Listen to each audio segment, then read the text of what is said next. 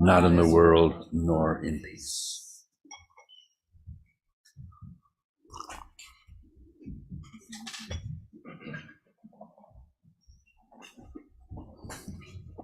So good morning, everyone. As people know, we've been going over on Thursday nights this book from Kala Rinpoche, Profound Buddhism, from Hinayana to Vajrayana. It's like an overview, but comprehensive, vast, but very short little paragraphs on different aspects as an introduction. And I have to say, I have a special gratitude to Kala Rinpoche. He's passed away now. I think he passed away in 1981 and 1982.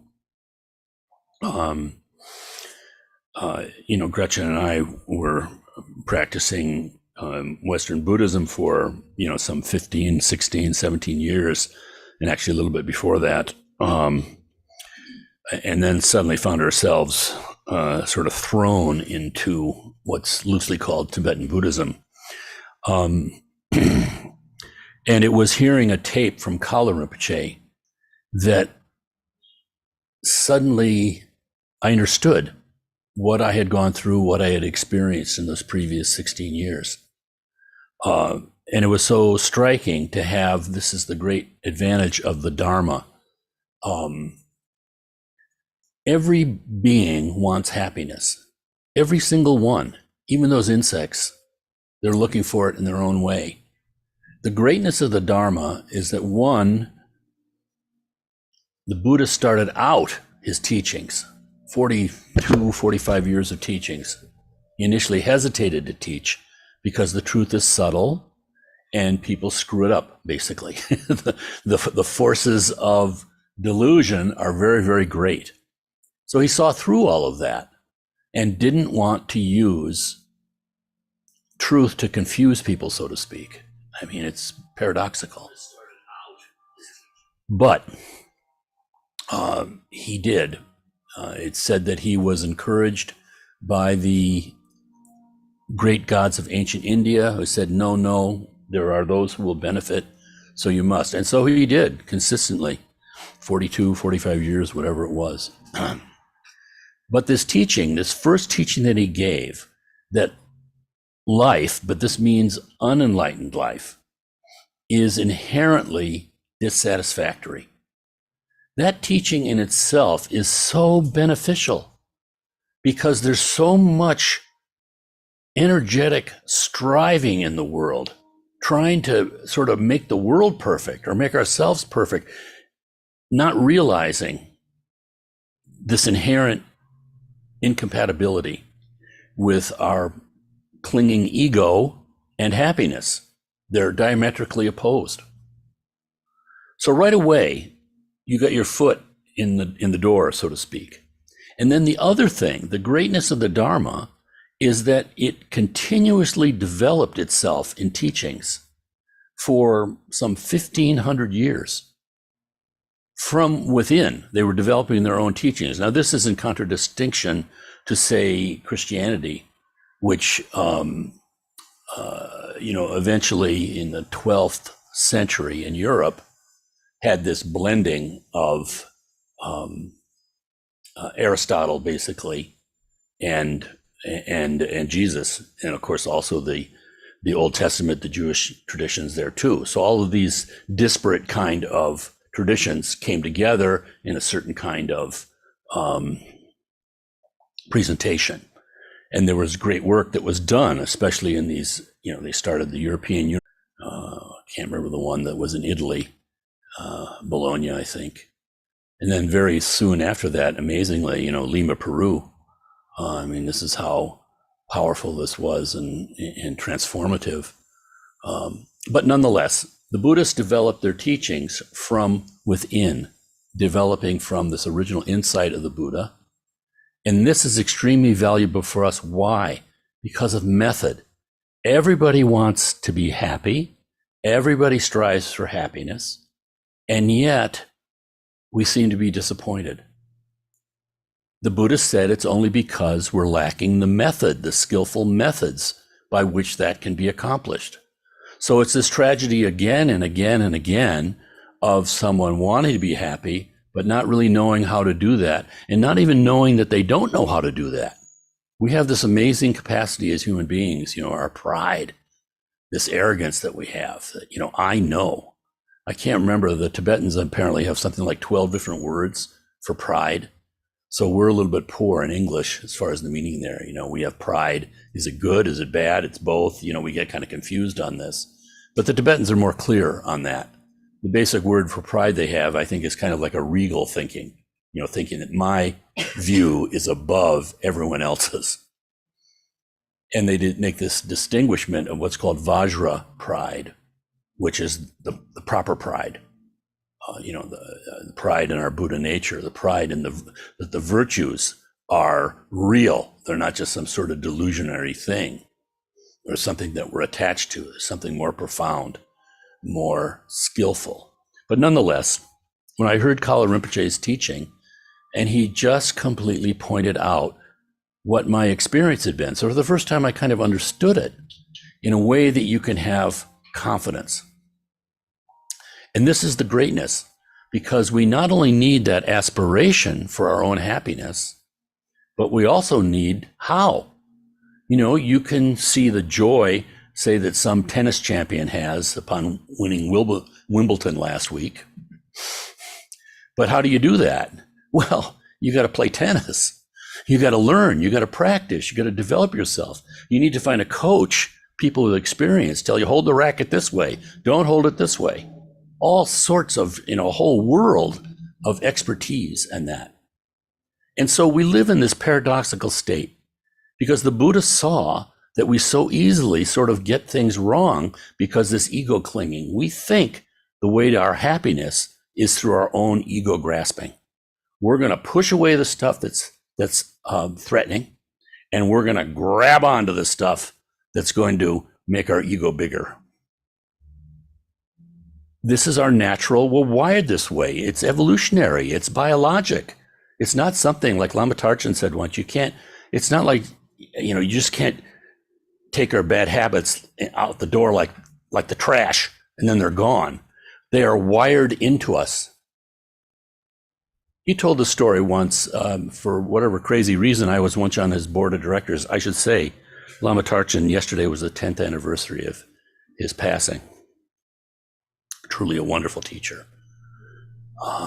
So down to earth, such a sense of humor, but so profoundly realized too. And I was on his board of directors once, and I was out in California, and he had so many wonderful kind of organizational snafus and craziness and just all sorts of stuff. It's a work in progress. But they were wondering, he had started a 3-year retreat, and he had one person from Rochester here on that 3-year retreat. And there were 2 people from Rochester on that 3-year retreat, his initial 3-year retreat in California. And, the board was throwing ideas around. How can we can raise some money, expand our reach and that, like boards do. And someone had the idea, well, because Lama Tarchin is an artist, he's very skilled. They had the idea that Lama Tarchin doing some sort of art displays, and we could go around to schools, go around to museums, this kind of thing. This is really a pretty good idea. And they said, but who could promote this? Who could be like the salesman of it and the advance man? And someone said, oh, how about this fellow on 3-year retreat? He was an art teacher. He'd be perfect. And everyone was waxing enthusiastic, but Lama Tarchin was silent. And finally, someone thought to ask the Lama. And he said, no. And they said, why? He's perfect. And he will have come out of a 3-year retreat. He'll just be outstanding in this way. And Lama Tarchin said, well, he's very angry. But no, after 3-year retreat, he won't be angry anymore. And Lama Tarchin said, I think he had done, I can't remember, an 8-year retreat himself, 12-year retreat, I can't remember, but nonetheless, he said, no, it's in the body. It's in the body. This is karmic. And this is what's so amazing about it. We are in a situation of like embodied delusion. So in Kala Rinpoche's book, He was talking about how our mind is simultaneously two different things. He called about the alaya. There's a pure aspect and an impure aspect. The pure aspect is called alaya jnana. Now, what is alaya? Alaya in a Himalaya, storehouse. So the Himalaya, it means the storehouse of the snows, the abode of the snows. There's just, to the ancient Indian mind, there was an infinity of snow in those mountains, Himalaya. But in our case, the Himalaya is this vastness of our mind that we are not in touch with, that we are not aware of. And this is where they say the karmic seeds, one conception, the karmic seeds are there resting. And when in our ordinary life, using our body, speech, and mind, we somehow run into conditions that can trigger our inherent karmic seeds. It's like there's a connection. We have this connection between the pure and the impure aspect of mind. And the karmic seeds are triggered and they manifest. So the Tibetans say it's like the shadow of a bird. The birds are flying overhead right now like a vulture, very high up there, big bird, no shadow on the ground. But as they come down, as things manifest, suddenly the shadow is very vivid. And that's our karma. That's when we experience these things.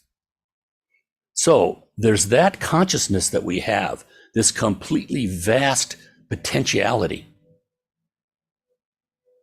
And then there's the impure aspect, which is also alaya. It's like infinite, but it's vijnana. So instead of jnana, which is knowing, this absolute knowing, the nature of our mind is an absolute knowing in the midst of this vastness, as part of that vastness. But the impure aspect is our potential individualized consciousness. So the word for consciousness is vijnana. Jnana, that knowing. But what is the V? The V means by the limits. So V is how we split the world into two. There's me and you. There's good and bad. There are all these dualities. That's where we live. We can't pretend. So like Lama Tarchin said, no, it's in the body. And he's working with that, but it's just not going to go away. We have built this body, you might say, over lifetimes of mental habit.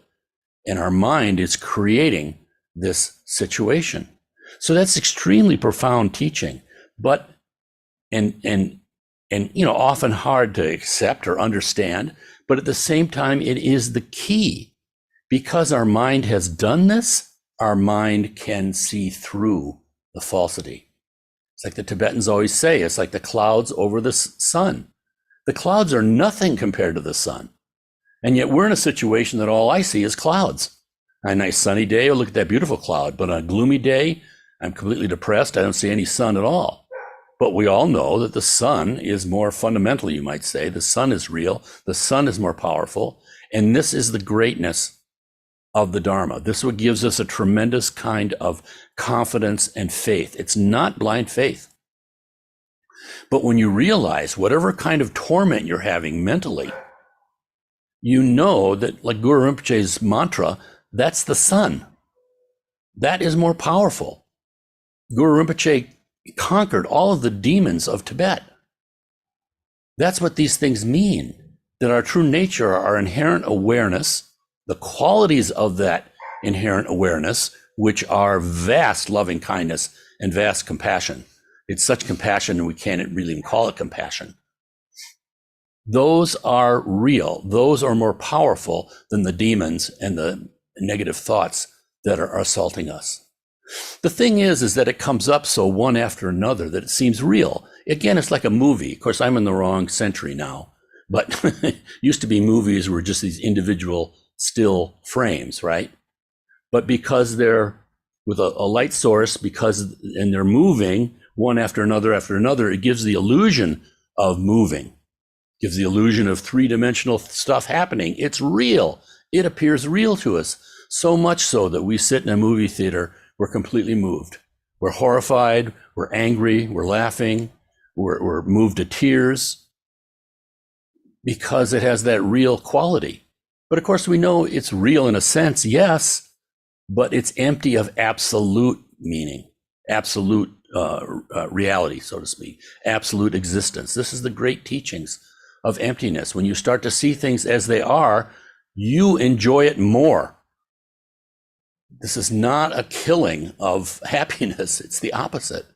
So in the midst of all of this overwhelming dharmas with a small d, all these overwhelming phenomenon, there's clarity. There's a way of cutting through all of that in a way that is not destructive, but inherently creative. So the skillfulness of this is like beyond. And we at least have the situation where we can, with a little bit of, even hope, you come across these vast teachings, you can explore. So we've done something odd here. I mean, we're the only Buddhist center in, all of Monroe County that offers the full range of Buddhist teachings. And there's some drawbacks to that, actually, because especially the tantric teachings can seem wildly overwhelming, and they're very profound. It used to be that the lamas wouldn't even teach those teachings because they're easily misunderstood. And yet, again, this was Lama Tarchin's idea, is that you present the full range because you don't know what's going to work for somebody. 84,000 different methods, and they're all pure. But it's like the physician's desk reference or something, you got 10,000 different drugs listed there. Some have specific purposes. Some are more, generic. You need a skillful guide to help with that. But at the same time, there's something positive in you that is unfolding on its own. The only purpose of the outer Lama is to show you your inner Lama. The thing that helps is that at least someone like me who was banging around with a certain kind of desperation and doubt is you can see 2,600 years. And so that's very wonderful because there's books you can read, there are people you can talk to, there are histories you can look at. You can see what happened in Central Asia, especially. The story is just incredible. And as Jesus said, you'll know the tree by the fruits. You can look at the fruits of the Dharma. You see this. I remember coming across a Thai temple when we were in India, and it was just the beauty of the architecture and the peace inside. It's like a cathedral. So there's something there, even though you can't put your finger on it. And in that way, it's no different than our own Western traditions, really. I remember as a young man, just, banging around Europe just for no good reason, and found myself at Chartres Cathedral. And I was in there, and it was so moving, because why would anyone build something like this? How did they build it? They didn't, they didn't have electricity. They didn't have any power tools. They didn't have cranes. What the heck is going on? So there's this attempt by human beings to touch something which is the most intimate to them and at the same time is completely vast.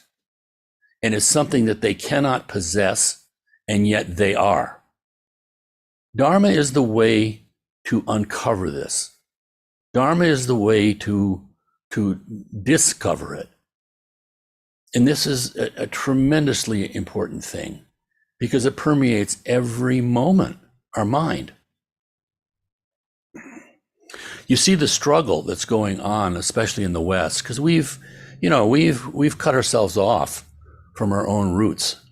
There's a tremendous feeling of loneliness, a tremendous feeling of meaninglessness.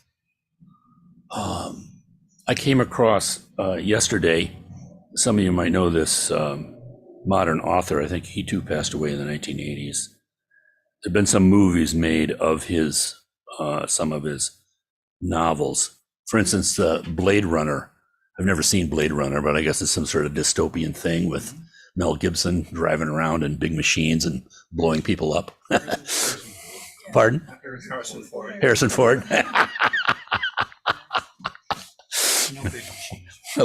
Watch it. I'll start making Clifton Fadiman allusions, which goes over everyone's head, and not because of intelligence. It's just because I'm an old fart. But also, Tom Cruise made a movie out of one of his books too. Minority Opinion. What is Minority? Minority Report. See, you people are all educated. This is good.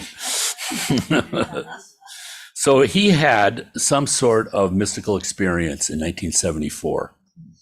He had the author. He had gone into the dentist, the oral surgeon, to have his wisdom teeth removed, and was at home in Southern California, and a woman who was they were sending him pain meds, and the woman who was delivering the pain meds was a Christian, and she had around her neck, that little ichthus, that fish, which had been a symbol in ancient Rome when the Christians were persecuted. When officially everyone was on their case, it was a symbol. I'm Christian too, but it was like a secret handshake or something. And he looked at that and he asked her what it was, and she told him.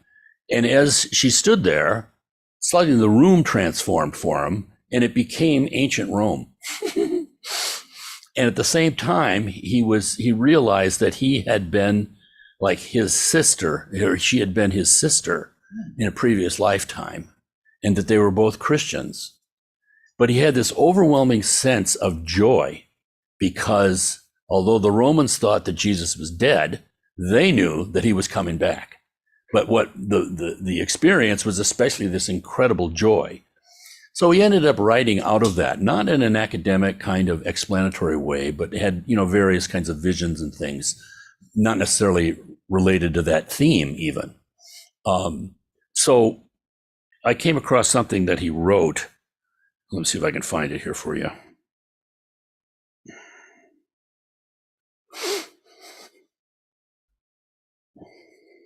Okay, here it comes. So again, this is as a result of his own striving, right, and his own inner experience. He's very much a modern intellectual writer. The beautiful and imperishable comes into existence due to the suffering of individual, imperishable creatures who themselves are not beautiful and must be reshaped to form a template from which the beautiful is printed or forged or extracted or converted. This is the terrible law of the universe. This is the basic law. It is also a fact. Also, it is a fact that the suffering of the individual animal is so great that it arouses an ultimate and absolute abhorrence and pity in us when we are confronted by it. This is the essence of tragedy, the collision of two absolutes. Absolute suffering leads to, it is the means to, absolute beauty. Neither absolute should be subordinated to the other, but this is not how it is. The suffering is subordinated to the value of the art produced. Thus, the essence of horror underlies our realization of the bedrock nature of the universe. So people struggling, you can have insights. The greatness of the Dharma is that these insights are not the end story. Rather, a Lama will say, oh, that's helpful. Now burn that experience and just keep going. And what is the keep going?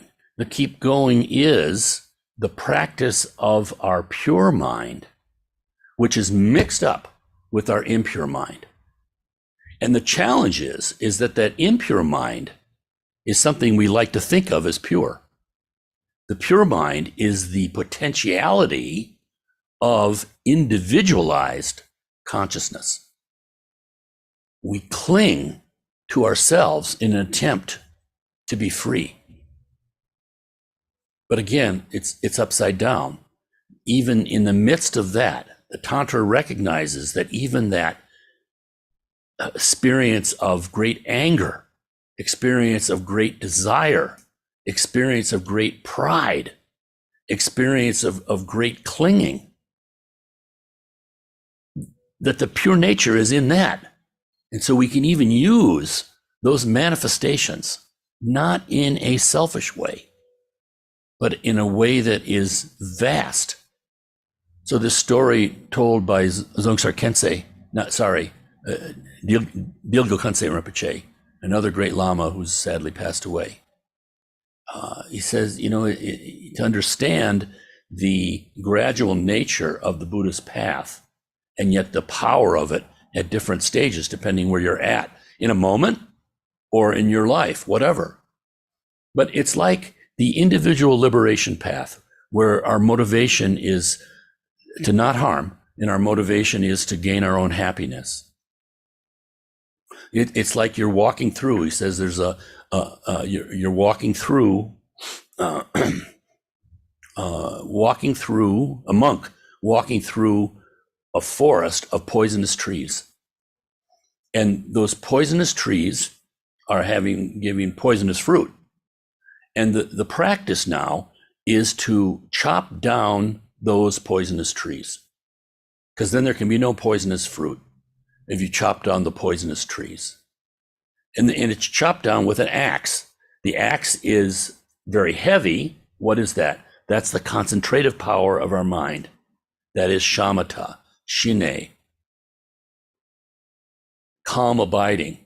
What we do in meditation, when we just keep abiding on the object of meditation, whatever it is, eventually that calms the mind. But that concentrative power is the weight of this axe. But the axe is very sharp. And what is the sharpness? The sharpness is vipassana, latong in Tibetan, correct seeing, the correct view. So these two things combined are very powerful. They can chop down those poisonous trees, which are fruiting out poison in your life. So that's self-liberation. Now, the Mahayana, the conventional Mahayana, what Khenpo teaches 80% of the time, you're walking through the same poisonous forest. But now it's neither male nor female. It's not a monk anymore, just a layperson, male or female, walking through that same poisonous forest, same poisonous trees, same poisonous fruit. But now the method is more skillful. Instead of just chopping down the tree, you're getting rid of the poison. But how? By taking a little bit of that poisonous fruit as an antidote.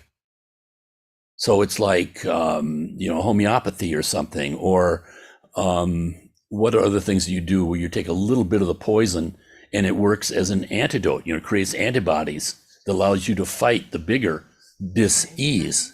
Pardon? Snake venom? Yeah, snake venom, perfectly. Thank you. Exactly.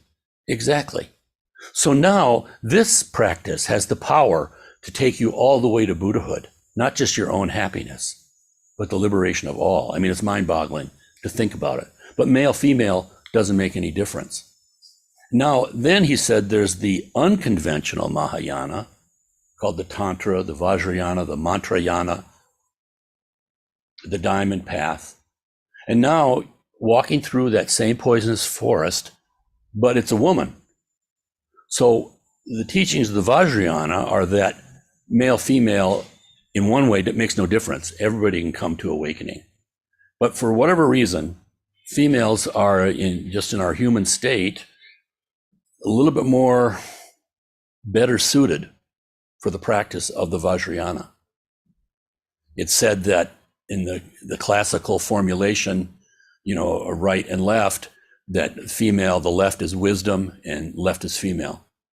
So whatever reason, you're walking through that same poisonous forest, but now the practice is to pick that poisonous fruit and take a big bite out of it. Now this seems insane.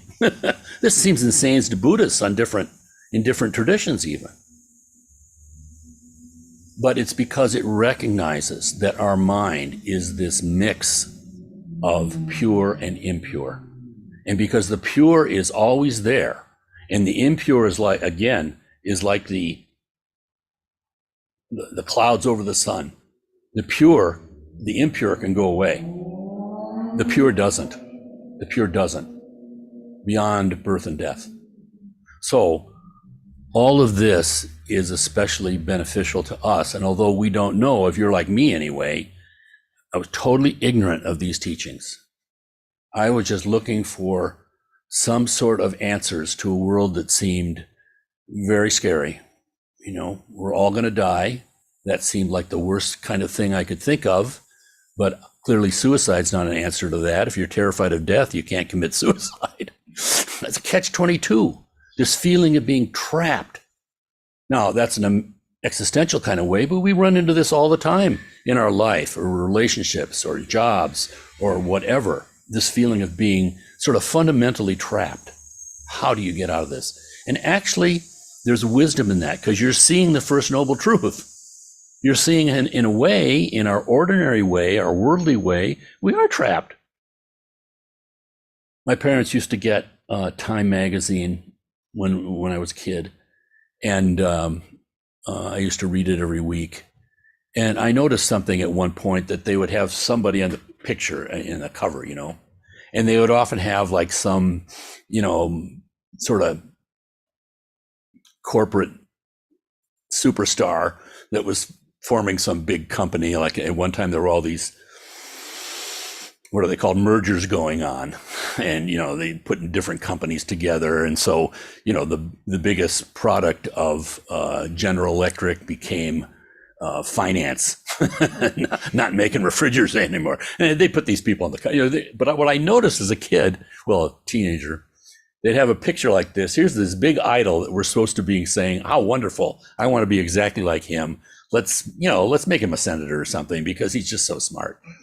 And then like 2 years later, there'd be some scandal with the same guy. This is samsara. You know, you go up, you go down. They actually say in the traditional explication of this realm of desire that we live in, if you think about how that fits with the first noble truth of dissatisfaction, we live in a realm of desire. We're always desiring. Can be subtle, can be gross, whatever. We're always desiring. The whole realm is desire. And on the desire realm of the gods, there are many god realms above the realm of desire too. But in the desire realm of the gods, it's said that they live incredible lives of pleasure. And just everything is going smoothly. You know, they communicate by glance. And there's also some communication that happens by music. You know, it's like words are just too gross. It's like extremely refined, and they're just all beautiful, and everything is just wonderful. But they don't realize that they're just riding on their past karma, the virtuous things that they've done. And so that karma can run out because they're not practicing. They're not looking into the nature of things. Instead, they're just getting the results of this excellent karma. And it said at the end of their lives, the flowers that they're wearing start to wilt and then start to rot and smell a little bit.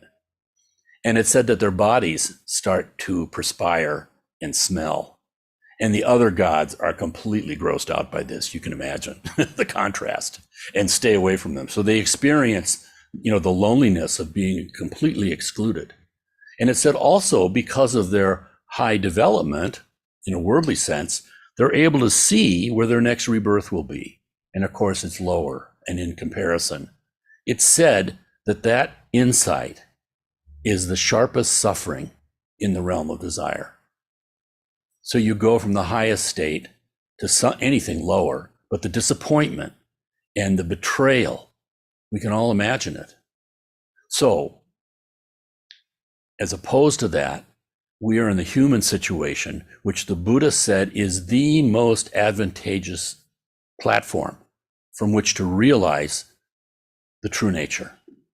Because we have this mix, not all human beings do, but the vast majority have this mix of enough suffering so we want to do something about our situation, make it better, and enough good merit that we have contact to the Dharma, sufficient time. And when I say sufficient time, America's, plagued by, we're all kept so incredibly busy. I mean, I have clients who are in very, very poor material situations, but they're still hassled by being busy all the time. It's unbelievable. Being hassled by DSS, being hassled by the police, being hassled by one thing after another. It's unbelievable. So it's kind of like a cultural fault, we're all no time. But I think of Gar Rinpoche. He's in a freaking prison camp. Can't practice in an outer way. They were beaten if they did anything. So for instance, there was a Muslim man, because Lhasa had a little Muslim community who were the butchers actually in Lhasa. And when Joelle and Gretchen, Jerry and I were there, that's where our ATM was. Bank of America had an ATM there. We would go to the mosque to get some cash. But there was a Muslim man in the prison camps with Gar Rinpoche and the other Tibetans. And he wanted to do his prostrations to Mecca every day. And the guards would beat him, because you can't be doing that. And Gar Rinpoche said to him, look, it's all a practice of mind. You've got wonderful devotion. Why don't you just visualize yourself doing your prostrations? No, I got to do it. I got to do it physically. Okay. So these lamas every day would make like a human chain around him to block so the guards couldn't see him doing his prostrations. So even where there's no chance of doing outer practice, Gar Rinpoche said, his prison time became a mental wisdom retreat. He was working on his mind all the time. So too, we have our own obstacles for sure, but they're not fatal obstacles. We just do the best that we can. And especially, working on bodhicitta again and again and again and again and again. So I wanted just to conclude by reading something from, this great work that was one of the, outstanding things, cultural things in European history for sure, Dante's Divine Comedy. So he wrote this tremendous poem on the Inferno, 3 books, and then Purgatory, and then Paradiso. And this was written at the same time that these great cathedrals, the Gothic cathedrals, were being built in Western Europe. But what struck me here was the commonality, you might say. Again, what I think is so powerful about the Dharma is that it gives you tools, things that you can do right now. It's important to have that kind of aspiration, but it also raises the question about, what do I do? So this is Dante. This whole book, he's been going through all these different levels in hell and seeing the different kind of non-virtues and what they result in, that kind of thing. But then he comes out and says, my guide and I entered that hidden road. So first of all, who's his guide? It's Virgil, this Roman poet. What does that mean? It means that we're not throwing away our rational mind. The rational mind can't take you to Buddhahood, but it can point you in the right direction and give you encouragement, and can also it can verify and can also allow you to speak to other beings. So my guide and I entered that hidden road. And if you notice, it's a hidden road. It's a hidden from our ordinary worldly schemes. My guide and I entered that hidden road coming out of hell to make our way back up to the bright world. We never thought of resting while we climbed. We climbed, he first and I behind, until through a small round opening ahead of us, I saw the lovely things the heavens hold, and we came out to see once more the stars. To me, this is so, you can't say it's Buddhist, you can't say it's Christian really. It's beyond that. It's actually real. For human beings, it's real. This is how we experience our true nature. Seeing the stars. The stars, these little dots of light, but what do they emphasize? The vastness. And there is a road, there is a path. The greatness of this is that there is a path. It's not just sitting around and wishing, but there's stuff that we can actually do. We're able to walk. and through a small round opening ahead of us, I saw the lovely things the heavens hold. So he's not in paradise yet, right? But yet, through this small round opening, you can see that is the path. One of the great Pure Land masters in China said that this path that goes from samsara, this suffering realm where you're plagued by obstacles, this path that goes across this river that's on fire, it's complete like tsunami type river, but it's also on fire. The path that goes over that to Buddha Amitabha's Pure Land starts out very narrow, and so there's fear.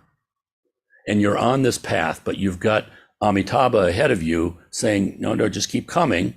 And you've got the historical Buddha behind you saying, don't fear, just keep going. This narrow path in his dream gets wider and wider and wider until the faith is such that nothing throws it. All the bad things that happen are just proof of your analysis, so to speak. So, lots of sort of words for me this morning. Forgive me. Once again, I didn't get to the thing that I was wanting to read. I've got verbal diarrhea. It's Paradise Lost. Right? Paradise Lost. There you go. But you make me think of something else. That passage that I read from Philip Dick. He said that he had a Greek word for it, which I can't remember, but he lost in that vision his forgetfulness. So we are in a situation as human beings for evolutionary reasons. We forget. Our mind would be overwhelmed with all these impressions and sufferings of past lifetimes. Milarepa said, if you could see, if you could know the tears that you have shed, they would fill the ocean. So it's like for survival, we forget. And these kinds of experiences are dropping your forgetfulness. Thought I like that. Let's hear it for the Greeks, right? Okay, let's stop here. First, a couple questions if you want. Khenpo's not here. He's down at the Tibetan Meditation Center, consulting with one of his teachers there, and I think just taking a little break too. So he's not here today, so we'll do some practice when we come back. But if there are any questions right now, anyone has anything urgent, let's give it a try, and then we'll break in just 2-3 minutes. Samana.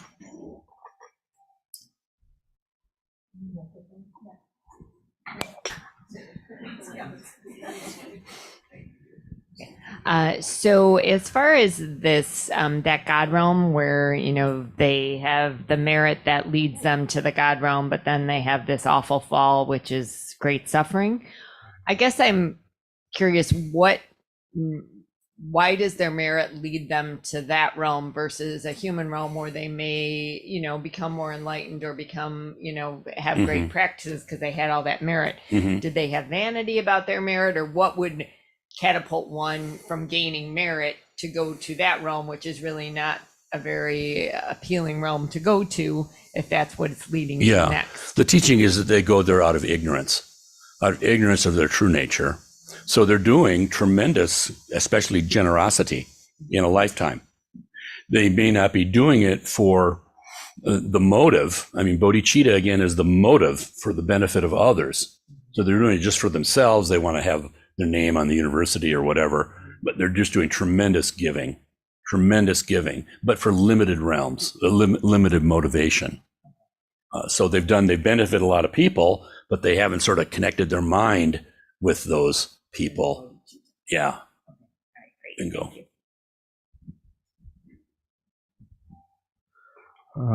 So I just wanted to, I guess, posit an idea and try to ask a question about, so you brought up, Dante, and, to me, I've connected very heavily with that material and with the whole lineage of material that followed, with Milton and, all of this stuff that would come. But to me, I always interpreted Virgil being his guide because it's very out of place. It doesn't really make sense within the story. Like, how would he know any of this, right? Like, but it's paying homage to me. I always thought of it more kind of like lineage in a way, like how, it's like you're recognizing the wisdom lineage, like, because in his time, in Greek, epics, they would always call to the heavens, or the siren, or I forget the term, the muses, sorry, Yes. and like the, Yes. the wisdom, like the thing that is creating the wisdom, as if to validate themselves, or to give themselves authority, or not present the authority that they're coming with. It's like, this is some sort of divine wisdom. And what I always interpret that as, and then as it goes on later with Milton, and then eventually, with the marriage of heaven and hell, and like how, like, he literally, eventually, there's a book called Milton where, like, he's directly being interrogated, and he's just like, but I've always thought of it as this interesting, just because that's the thing that links it to me, how, like, the epics of the Greek tragedies, like, those things that the ascending from, like, the hells that, like, Homeric epics, like, include, is very similar to, like, what's happening in that story. And that works for me. yeah, That works. I thought, and I thought also it was thinking, very, you got me thinking right now about Virgil too. I mean, what happened in the 12th century? Aquinas putting together theology, Augustine, and Aristotle, the Greeks. So Virgil could be thought of as representing the Greek classical side. It all works. But again, that's just my own, I don't want people to too much weight on anything that's just sort of my personal vibe with this. We each have our own path. And sometimes it's like this great Zen master Jashu, he most famous koan in the Zen and Chan world does a dog of a Buddha nature. This monk who's practiced so much, he comes to his master and says, does even a dog have the Buddha nature? And the koan is that Jashu yells at him and says, no. And this screws up the monk, because everything has the Buddha nature. How can this wise man be saying no? But there are other examples when a monk asked Jashu the same question, and he said yes.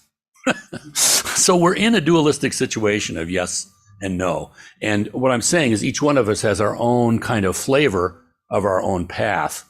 But at the same time, there are these fundamental things that don't differ. They can be expressed in different ways. Lama Tarchin would express it differently than Kempo would. But they're both right. I just think it's a good way, like your example was like a good way of bringing, like, how, like, that exact concept, but from the English language, because we even have our own, like, wisdom lineage that takes us back to, like, the Greeks, that, like, is pointing towards that, but we don't have a great vocabulary for it. But we have metaphor and, like, these really beautiful imagery and pointing. Right. Thought it was a really interesting, through point. But all right, I'm glad you like Dante. Didn't mean to go on a tangent. Dante's on the team. Yeah, you have read Dante's? Oh, really? Yeah, well, I think something I'm trying to point out is that this is beyond labels. The Buddhists consider their teachings provisional. Buddha said, my teachings are like the finger pointing at the moon. The purpose is for us to first have confidence there's a moon there, then to discover it. We discover it by seeing its reflection in the water.